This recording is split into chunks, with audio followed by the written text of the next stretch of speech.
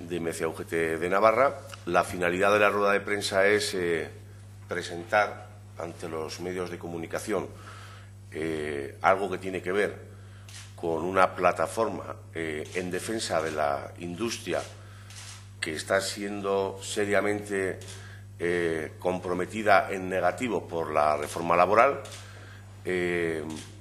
Lo que vamos a hacer hoy es reunirnos en el transcurso de la mañana con el coordinador parlamentario del PSN, Juanjo Lizarbe, y con Samuel Caro, portavoz de la Comisión de Industria del Parlamento de Navarra, donde les vamos a transmitir nuestra idea y nuestras propuestas para que la industria siga siendo en el futuro no solamente el motor del crecimiento económico y el tractor de las condiciones sociolaborales hacia los trabajadores, sino de alguna manera poner en valor que esta reforma laboral lo que hace es poner, como decía antes, en serio riesgo la pervivencia del sector industrial y también que es un sector que tiene unas condiciones sociolaborales que hemos adquirido durante muchos años con muchos acuerdos, luchas, pugnas, y hemos conseguido unas condiciones sociolaborales superiores a lo que son los umbrales medios en el resto de sectores, y yo creo que esta reforma laboral lo que hace es meternos a los trabajadores de la industria en la precariedad más absoluta. Carlos va a desarrollar el grueso de la explicación de todo esto y yo finalmente, os diré alguna cosa y, por supuesto, estaré a vuestra disposición para cualquier pregunta que nos queráis hacer llegar. Entonces, le paso la palabra a Carlos Romero. Bueno, pues buenos días. Yo estoy seguro que habréis escuchado en estos días muchos análisis sobre la reforma laboral, en qué medida nos afecta a los trabajadores, cada uno de los apartados que contiene, que son muchos. Recordaré solamente que efectivamente estamos ante la reforma laboral más profunda que se ha hecho del Estatuto de los Trabajadores en todos sus 32 años de existencia, que esta es una reforma que afecta a un conjunto de leyes, no solo al Estatuto de los Trabajadores, a la Ley General de la Seguridad Social, a la Ley de las Empresas de Trabajo Temporal, a la Ley de la Jurisdicción Social. En fin, hay un conjunto de leyes que se ven afectadas por esta reforma y que es una reforma que afecta a todo el trayecto que tiene cualquier ciudadano a lo largo de su vida profesional. Desde el momento que se incorpora al mercado de trabajo, le afecta en buena medida durante su permanencia en el puesto de trabajo y, desde luego, afecta a cómo va a poder desarrollar su proyecto de vida profesional en las empresas y, desde luego, también afecta a cómo puede salir de las empresas a través del despido. Y esto, que con carácter general es absolutamente negativo para el conjunto de los trabajadores, en la industria además se manifiesta de manera específica.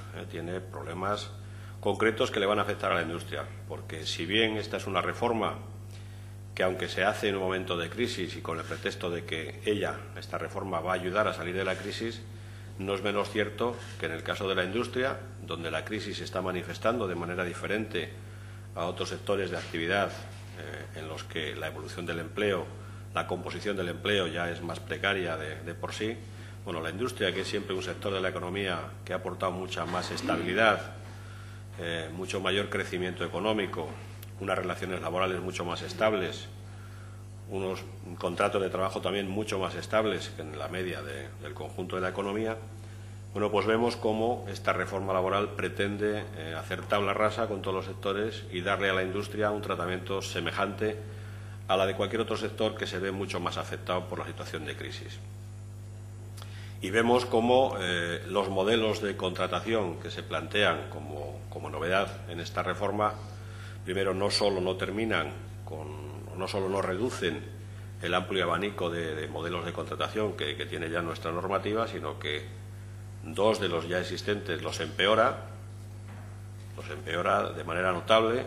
Un contrato que en la industria tiene mucho sentido y que en otros países se utiliza, aquí ha sido o puede ser afectado de manera muy negativa. Me estoy refiriendo al contrato para la formación y el aprendizaje, un contrato que con esta reforma se puede convertir en el contrato mayormente utilizado por parte de las empresas para convertir a un trabajador en un aprendiz permanente, ya que este contrato puede permitir, tal y como está previsto en este Real Decreto Ley, que un trabajador con 16 años pueda empezar a ser contratado con contratos para la formación y el aprendizaje y cumpla 33 años y siga con el mismo contrato de formación y aprendizaje. Nos parece un periodo de formación y aprendizaje absolutamente desproporcionado. No es posible. No hay sistema de formación que sea capaz de mantener durante 17 años a un trabajador en periodo de formación. Pero esta reforma lo permite. Del mismo modo, el contrato que se modifica en negativo, el contrato a tiempo parcial, no solo no da respuesta a las necesidades que tiene la industria, sino que además hace posible, esto es una forma de legalizar el trato ilegal que ha tenido este tipo de contratación, legaliza lo ilegal, que es hacer compatible el contrato a tiempo parcial con la realización de horas extraordinarias. Y esto, en una situación de escasas cartera de pedidos como tenemos en la industria, pues parece un contrasentido, que se pueda estar fomentando el uso del contrato a tiempo parcial haciendo compatible con la realización de horas extras. Pero si en algo afecta a esta reforma, yo creo que esa es la parte probablemente menos visible y más difícil de explicar, es cómo afecta al trabajador durante su estancia en el puesto de trabajo. Todo el capítulo que dedica esta reforma a la flexibilidad interna, que por otro lado, en los acuerdos a los que se había llegado entre COE, CEPIME y las confederaciones de UGT y comisiones obreras, era todo un capítulo de medidas de flexibilidad interna negociadas para convertir realmente el despido en el último recurso, como nos recordaba la vicepresidenta del Gobierno. Todos tenemos en mente el objetivo de que el despido sea el último recurso y por eso habíamos llegado a un acuerdo las dos confederaciones con COE y CEPIME a través de la ANC para intentar aportar a nuestro sistema de relaciones laborales un capítulo de flexibilidad interna que pudiera ser utilizado por las empresas, flexibilidad interna negociada para hacer efectivamente el despido el último recurso. Sin embargo, vemos cómo esta reforma impone ya por ley todo un conjunto de medidas de flexibilidad interna que, por el hecho de imponerlas, elimina la posibilidad de que sean negociadas. Y todo este conjunto de medidas de flexibilidad interna lo que vienen es a poner en tela de juicio todos los acuerdos que hasta este momento se venían desarrollando en el conjunto de la industria. España tiene unas muy buenas industrias en sectores muy punteros, muy buenas y algunas muy grandes además, aunque el mapa industrial en el conjunto del Estado y también en Navarra lo que nos viene a decir es que el 98% prácticamente de las empresas tienen menos de 50 trabajadores. Luego estamos frente a un mapa industrial de pequeña y mediana empresa en el que las relaciones laborales en el día a día se gobierna con dificultades. Pero es verdad que hay excepciones y hay muchas excepciones que marcan la tendencia a otras. Y en este caso son las grandes empresas. En Navarra tenemos empresas muy importantes, empresas punteras en el sector industrial, no solo la Volkswagen, todas las empresas dedicadas a la línea blanca son referente también en cuanto al modelo de relaciones laborales que se vienen desarrollando, y ahí encontramos experiencias sobradas de cómo la negociación colectiva, el acuerdo entre empresarios y sindicatos ha ido permitiendo que estas empresas se adapten a las circunstancias cambiantes de los mercados. Medidas de flexibilidad interna que ahora aparecen impuestas en la reforma, impuestas para todo el mundo, son medidas que de una u otra manera ya se venían aplicando en algunos casos en muchas de estas industrias. Pero eran medidas de flexibilidad interna que habían sido previamente negociadas y que contaban con el respaldo de los trabajadores que habían dado el visto bueno a ese tipo de medidas. Bien, ahora la reforma lo que hace es, en todas aquellas empresas donde este sistema de flexibilidad interna todavía no se estaba negociando, pues viene a imponerlo por ley. Y el imponerlo elimina la parte fundamental, y es que este tipo de medidas deben contar con el consenso, con el visto bueno de los trabajadores, realmente para que sean eficaces. Bueno, pues que una reforma como esta imponga al conjunto de la industria unas medidas de flexibilidad sin la posibilidad de que sean negociadas, las va a hacer inservibles, las va a hacer inútiles, las va a hacer inaplicables en la industria. Y eso nos preocupa. Y por último, todo el capítulo que dedica la reforma al despido hace precisamente que la inseguridad entre los trabajadores de la industria también vuelva a aparecer en el horizonte. Si algo le caracteriza a la industria como motor de desarrollo de cualquier economía de un país occidental, es la estabilidad que produce en el empleo, la seguridad que da a los trabajadores, y todo eso, sin ninguna duda, contribuye al desarrollo de una economía basada en la confianza de los ciudadanos en su puesto de trabajo, basada en las expectativas de futuro, y todo eso provoca que haya un consumo interno que sea también capaz de contribuir al desarrollo de la economía. Bueno, poner en jaque todo esto, poner en tela de juicio la estabilidad en el puesto de trabajo de los trabajadores que hasta ahora eran más estables, como son los trabajadores de la industria, viene a suponer un nuevo ataque a esa seguridad que se debe tener, a esa confianza en el futuro que deben tener los trabajadores para que, como ciudadanos que somos también, podamos contribuir con nuestra aportación al consumo interno al desarrollo de una economía que en estos momentos depende fundamentalmente de eso, del consumo interno.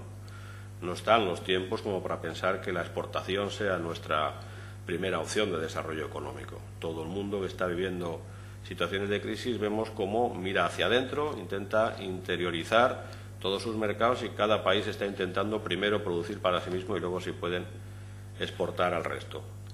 Aquí, en un escenario como el que tenemos, está claro que, en primer lugar, habría que intentar dar respuesta a las necesidades de nuestro mercado interno. Pero para que nuestro mercado interno funcione, para que nuestra economía doméstica funcione, los trabajadores deben disponer de recursos suficientes para eso, para comprar los productos. Es bien fácil poder explicar en economía, esto está en primero de la ESO, se aprenden este tipo de cosas. Es imposible pensar que una economía se pueda desarrollar si no tiene posibilidades los ciudadanos de consumir. Si no tienen posibilidades de consumir, es imposible. Si no se consume, no se tiene que producir. Y si no se tiene que producir, no hace falta trabajadores para producir. Pero si no se produce y no se vende, ¿de dónde salen los recursos para poder seguir iniciando otra vez el ciclo? Es decir, estamos en un círculo del que no podemos salir, y aquí se ha apostado por un camino, en este caso el de la precariedad, como vía para salir de la crisis. Y yo creo que ese es el camino más equivocado. Insistimos, estamos preocupados, muy preocupados, porque esta reforma puede poner a nuestra industria, que llevaba ya muchos años de retraso en relación con la del conjunto de la Unión Europea, puede poner a nuestra industria en una situación de mayores dificultades aún.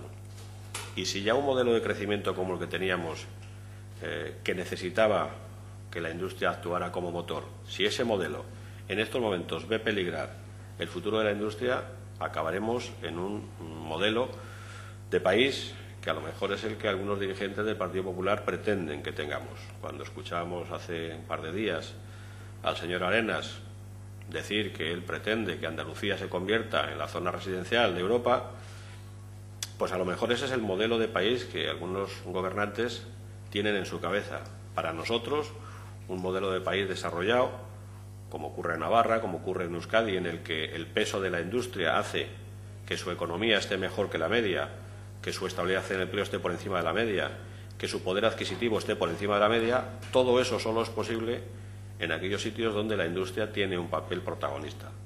Y aquí estas medidas que se están poniendo sobre la mesa ponen a la industria otra vez a la altura de cualquier otro sector económico, y por tanto nos preocupa cómo va a afectar eso al empleo. Ya no estamos hablando solo de cómo ha modificado a la baja las condiciones de los trabajadores de cualquier sector. Ya no nos preocupa solo eso. Nos preocupa que el futuro de la industria también con esta reforma se pone en entredicho. Por eso pretendemos que, de cara a esta huelga general del día 29 de marzo, pretendemos hacer llegar al conjunto de la ciudadanía la importancia que para nosotros tiene la defensa de la industria. Y estamos haciendo una campaña intentando explicar, primero, que la industria el día 29 de marzo también tiene razones más que suficientes para desarrollar la huelga general. Nos sentimos agredidos como el conjunto de los trabajadores, pero con problemas específicos que tienen que ver con el futuro de la industria. Y, desde luego, lo que nos estamos planteando es seguir desarrollando en el tiempo, más allá del 29 de marzo, toda una campaña de apoyo a la industria que permita crear una plataforma en defensa de la industria, que va a tener como objetivo concienciar al conjunto de la ciudadanía y, de manera especial, al Gobierno, de la necesidad de apostar por la industria. Estamos viendo cómo un cambio de gobierno como el que hemos tenido en nuestro país puede acabar provocando también un cambio de modelo de producción. Llevábamos muchos años con el gobierno anterior intentando trazar una hoja de ruta para conseguir que en las preocupaciones del gobierno apareciera en primer lugar la del apoyo a la industria. Y hemos conseguido, a base de trabajar y de discutir mucho, que nuestro gobierno, el gobierno anterior, entendiera que era imprescindible apostar por la industria de nuestro país. Y así se elaboró el Plan Industrial 2020, en el que se fijaba en ese horizonte del año 2020 todo un conjunto de actuaciones que habría que desarrollar para apoyar la industria. El cambio de gobierno que hemos tenido ha dejado en el cajón todos esos proyectos de desarrollo de la industria, todos esos proyectos de apoyo a la industria, y esto es lo que queremos recuperar a partir del día 29. Por tanto, tenemos dos metas precisas y bien señaladas en nuestro calendario. El 29 de marzo, la industria de este país va a hacer huelga general, va a parar sin ninguna duda, y después del 29 de marzo, la industria de este país va a reivindicar frente al Gobierno la necesidad de que se tenga en cuenta su papel para contribuir al desarrollo de nuestra economía y que este Gobierno, entre sus prioridades, tenga la del desarrollo industrial. No entendemos un país sin industria, y los hechos y los datos nos demuestran que aquellos países que han apostado por la industria hoy tienen una situación bastante mejor que la media del resto de los países donde la industria tiene un menor peso. Y esto es lo que queríamos trasladar, una plataforma que pondremos en marcha, como digo, a partir del 29 de marzo, en la que vamos a intentar incorporar, desde luego, al conjunto, al resto de las federaciones sindicales que agrupan en su interior sectores industriales. Vamos a intentar involucrar a la universidad, a los colegios de ingenieros, al resto de organizaciones sociales y, desde luego, a los partidos políticos, que es a través de ellos como pretendemos canalizar todas estas iniciativas que se deben traducir, sin ninguna duda, en medidas de apoyo a la industria de nuestro país, que en estos momentos lo necesita. Solo podemos ser competitivos con el resto de la industria si se le presta atención, si se le pone en marcha las medidas y los mecanismos suficientes. Y hemos visto con mucha preocupación cómo este Gobierno, desde que está gobernando, ha paralizado cualquier actividad de apoyo a la industria. Y esto nos genera muchísimas dudas sobre el futuro de nuestro país y la capacidad de salida de la crisis, que, si no lo hacemos apoyándonos en la industria, tendrá muchas más dificultades. Bien, yo dos cuestiones complementarias a lo que ha trasladado Carlos. En primer lugar, decir sobre la reforma laboral que, al margen de los discursos, que yo creo que son una engañifa, de que el Gobierno se preocupa por los desempleados y por los trabajadores, la primera lealtad de esta política económica y laboral del Gobierno está con su línea ideológica. Es una reforma ideológica que lo que pretende es la desregulación más absoluta del mercado de trabajo. Se cuestiona una cuestión fundamental que ha permitido durante muchos años de acuerdos, de negociaciones, de pugnas, y es el derecho a negociar colectivamente. Esto, para nuestros sectores, tanto en el metal como en la construcción, como en la madera, representa, con un tejido industrial de pequeñas y medianas empresas, más del 98% de los trabajadores están en la pequeña y mediana empresa, que en ese ámbito de negociación, en cada empresa, no se da el principio de igualdad efectiva para poder negociar y se rompe el equilibrio entre las partes, y el empresario, que ya de por sí tiene una posición preeminente a la hora de la relación laboral, va a poder imponer condiciones unilateralmente a los trabajadores. Nos preocupa mucho, ahora que estamos negociando el convenio del metal, que durante muchos años hemos establecido unas condiciones mínimas para todos los trabajadores del sector, y esta reforma lo que hace es una carrera a la baja en las condiciones sociolaborales y en el salario, lo cual, con esa fiebre de competencia desleal entre empresas, nos puede llevar en no mucho tiempo a que muchos trabajadores metalúrgicos, las condiciones que se les aplique sea el Estatuto del Trabajador y el salario mínimo interprofesional.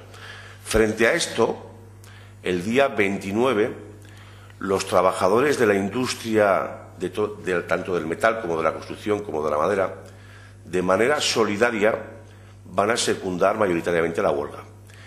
Y lo vamos a hacer desde las empresas grandes, que solidariamente van a tirar a huelga en el sector industrial, para que los trabajadores de las pequeñas y medianas empresas que están en posiciones de más indefensión, entre todos, consigamos dar la vuelta a esta reforma laboral absolutamente regresiva.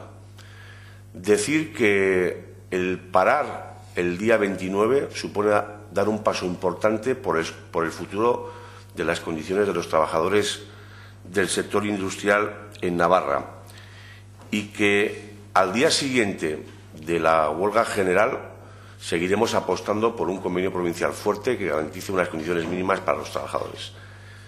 Por mi parte, bueno, nada más, y si tenéis alguna pregunta que hacernos, estamos a vuestra disposición.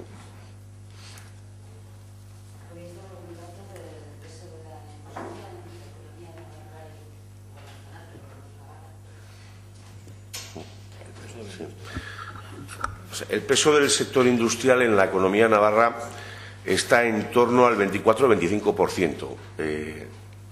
Prácticamente está equiparado a lo que es el resto de países de la Unión Europea, que entendemos que son países desarrollados. El problema no es el peso que tiene ahora, sino el peso que puede tener dentro de 10 años. Porque para que exista un sector industrial fuerte, como ha dicho antes mi compañero Carlos, se requiere que haya unas políticas desde la Administración que incentiven un sector industrial fuerte y sólido, y en este sentido, si no se dan esas condiciones para que la industria se desarrolle, perderemos posiblemente espacio en el sector industrial y, a su vez, como tira del resto de sectores, se notará en el resto de sectores de la economía navarra.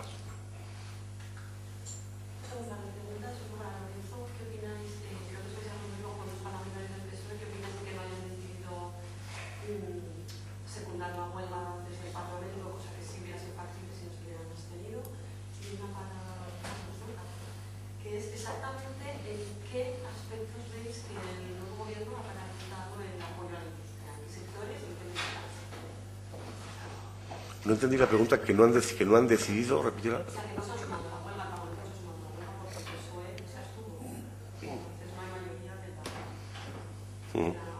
grupos políticos que estamos a favor de secundar el 21.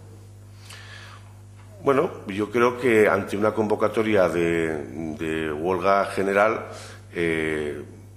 bajo mi punto de vista, todos los trabajadores tienen la oportunidad de poder secundar solidariamente ante un planteamiento como el que tenemos de ataque visceral contra los derechos de los trabajadores. Bajo mi punto de vista, el Partido Socialista, por lo que estamos escuchando, está desarrollando, tanto a nivel del país como en Navarra, una política de rechazo contra la reforma laboral, y además está criticando que se ha hecho de manera absolutamente impuesta por parte del Gobierno de la Nación y que va a empeorar las condiciones sociolaborales del conjunto de los trabajadores.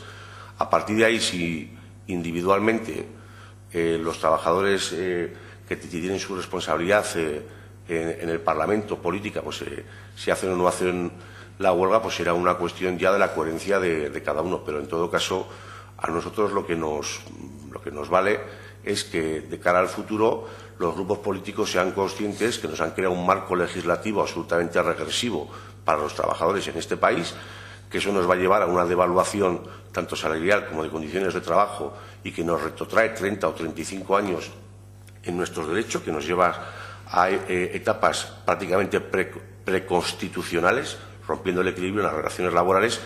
Y yo creo que el Partido Socialista está en contra de esta reforma laboral, porque así lo han dicho públicamente. La mecánica en el Parlamento a la hora de parar o no parar, yo imagino que todas las personas que están en el Parlamento podrán ejercer su derecho de huelga ese día y allá cada uno con las decisiones que pueda tomar. Si un Parlamento toma la decisión de parar, el Parlamento, me imagino que también habrá quien pueda tomar opciones individuales ante esa medida que se pueda tomar. O sea, yo creo que la coherencia está en la decisión que tome cada uno ante una convocatoria de huelga general. Carlos. Sí, con respecto a lo que preguntabas de por qué vemos que no se apoya a la industria, tendríamos que hacer una pequeña historia muy breve de cómo vemos que este Gobierno entiende el diálogo social.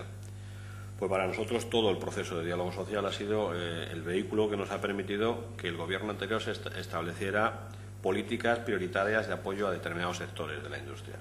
Bueno, ya empezamos viendo que este Gobierno no cree en el diálogo social. Ha roto con cualquier acuerdo de diálogo social, incluso el último bien reciente. Es decir, muy pocos días antes de aprobarse la reforma laboral, como recordaba, se alcanzó un acuerdo, el ANC, el segundo ANC, entre los dos sindicatos y la COE-CEPIME. Muchos de los aspectos que ha incorporado esta reforma ya estaban recogidos en los acuerdos. Por tanto, no necesitaban ninguna regulación legal, algo que ya formaba parte de la cultura de los empresarios y sindicatos. Entonces, ha demostrado el Gobierno con este decreto ley que no le importa el diálogo social, que no tiene en cuenta la opinión de los trabajadores ni la de los empresarios, que a pesar de haber alcanzado acuerdos han decidido hacer una regulación sin tener en cuenta el contenido de esos acuerdos. Bueno, en materia de política industrial, los antecedentes últimos que teníamos eran también bien recientes. En febrero del año 2011 se firmaba el Acuerdo Social y Económico con el último Gobierno, en el que se incluía no solo todo el capítulo, que probablemente fue el que más publicidad tuvo, el de la modificación del sistema de pensiones. También ese acuerdo incorporaba medidas de apoyo a la industria. Y había un capítulo dedicado a la política industrial, otro a la política energética y otro a la política de I+D+I. Y todo eso se desarrollaba a través de 2 mesas de diálogo social en las que los empresarios, los sindicatos y el Ministerio de Industria íbamos desarrollando todas esas políticas de apoyo a la industria, de apoyo a la I+D y de apoyo a la energía. Complementando eso con el trabajo que los observatorios industriales vienen realizando durante los 7 últimos años, se ha ido configurando todo un tejido de iniciativas que han ido permitiendo, por ejemplo, poner en marcha el plan de apoyo, el plan E, de apoyo al sector del automóvil, el plan de apoyo al sector de la madera, al sector del juguete. Es decir, ha habido varios sectores que se han ido beneficiando de medidas específicas de apoyo desde la Administración para ayudar a estos sectores a desarrollar. Y solo hay que ver cómo esto afectó en positivo al sector del automóvil, por ejemplo, que permitió no solo mantener las cuotas de mercado que teníamos en el interior, sino seguir exportando más del 84% de la producción que hace nuestro país. Esta política de apoyo a este sector, por ejemplo, ha permitido esa política, complementada además con los acuerdos internos que se han hecho en el sector del automóvil, por poner uno que aquí tiene un reflejo claro. Esa política de negociación colectiva en la que hemos ido incorporando medidas de flexibilidad ha sido la que ha permitido, junto a los apoyos de la Administración, ha permitido que las marcas apuesten por las plantas de nuestro país y se hayan comprometido el desarrollo de nuevos modelos de vehículos que son los que van a garantizar el futuro a medio plazo de estas plantas. Bueno, veíamos ahí medidas visibles de apoyo a la industria. ¿Qué estamos viendo desde que este Gobierno tomó posesión? Bueno, lo primero de todo es que en el propio debate de investidura el presidente del Gobierno no le dedicó ni 10 minutos a hablar de la industria. Cuando, como preguntabas antes, el peso de la industria en el conjunto de la economía del país está rondando el 20%. Un poco menos que en Navarra, pero bueno, en la media nacional estamos cerca del 20%. Bueno, el candidato a presidente le dedicó menos de 10 minutos a hablar de la industria. Pero es que desde que tomó posesión el nuevo ministro de Industria, que bueno, le llaman de Industria, pero en realidad es ministro de Turismo. Pero bueno, el ministro de Industria, el titular de la cartera, todavía no se ha dignado en convocar a los sindicatos, a las federaciones sindicales que agrupamos la industria, para hablar de qué problemas tiene la industria y en qué medida podemos contribuir a resolverlos. Estamos seguros que estarán preocupados, estamos seguros, pero no lo demuestran. Y a nosotros nos preocupa que una situación de crisis como la que vivimos, en la que toda la industria está afectada en mayor o menor medida, veamos que desde el Gobierno las políticas que anuncia, ya veremos en qué se concretan a partir del día 30, pero de momento lo que se va anunciando es que para este Gobierno, dicen, no hay sectores estratégicos. Dice que no existen en este país sectores estratégicos, que todos son importantes, que todos tienen la misma importancia. Claro, se dice así porque es mucho más difícil y más duro decir que no tiene ninguna importancia la evolución de la industria. No se atreven a decirlo, entonces la forma que han elegido es esta, decir que aquí no hay sectores estratégicos, que todos los sectores tienen la misma importancia para el desarrollo de nuestro país. Y nosotros creemos que no. Nosotros creemos que una política industrial necesita dedicar prioridades, establecer prioridades. Y desde luego necesita identificar qué necesidades tienen unos sectores u otros, qué tipo de apoyo necesitan unos sectores u otros. Lo del café para todos no vale, tampoco en la industria. Y aquí estamos viendo cómo pues, en la reforma laboral se nos ofrece café para todos, cuando no es la misma situación. Las relaciones laborales que se dan en la industria nada tienen que ver con la que se da en el sector servicios, por ejemplo, o la estabilidad en el empleo o el desarrollo de la negociación colectiva que ha vivido los sectores industriales, que son además pues, pioneros en el establecimiento de condiciones laborales en nuestro país, pues no tiene nada que ver con otros sectores. Pero, sin embargo, para este Gobierno todo es igual, todo le parece del mismo color, todo le parece azul y, por tanto, a todo le dedica la misma atención. Bueno, nos parece que eso es un gran error. Aquí no vale. Hay que tomar iniciativas, hay que tener prioridades. Y aquí parece que la única prioridad que hay por parte de este Gobierno es hacer reformas orientadas exclusivamente desde el punto de vista ideológico a conseguir un país más autoritario, y son reformas que proponen eso, el autoritarismo en las relaciones laborales, y desde luego que para nada creen en el diálogo social. Y si en algo este país se había destacado en los últimos años en el conjunto de la Unión Europea, era precisamente por esa capacidad de diálogo social que habíamos demostrado y cómo habíamos sido capaces de enfrentarnos a esta situación tan profunda de crisis que vivimos con un ambiente en lo laboral absolutamente distinto de lo que ocurría en el resto de los países de la Unión. Desde luego, en muchos países de la Unión se han vivido situaciones mucho más dramáticas que en el nuestro, precisamente por la ausencia de diálogo social. Hemos sido, de alguna manera, un poco la envidia de otros países, viendo qué capacidad hemos tenido, por ejemplo, para adaptar nuestro sistema de pensiones a las necesidades que la situación de crisis nos hacía vivir. Y, bueno, lamentablemente hemos visto cómo desde que este Gobierno está, todo ese trabajo, ese camino que veníamos recorriendo de diálogo social, pues ha quedado orillado y no tiene ningún interés en retomarlo. Esto es lo que vemos en estos momentos. Y por eso nos parece que la huelga del 29 de marzo, entre otras cosas, debería significar para este Gobierno ese toque de atención que todo Gobierno necesita para darse cuenta de que en el mundo existen otros actores, además del Gobierno, que hay en esta sociedad democrática más actores legitimados para tomar iniciativas que el propio Gobierno. Hay más que el Gobierno, no solo es el Gobierno, no hay que mandar solo, hay que gobernar. Y parece que este Gobierno está más centrado en mandar que en gobernar.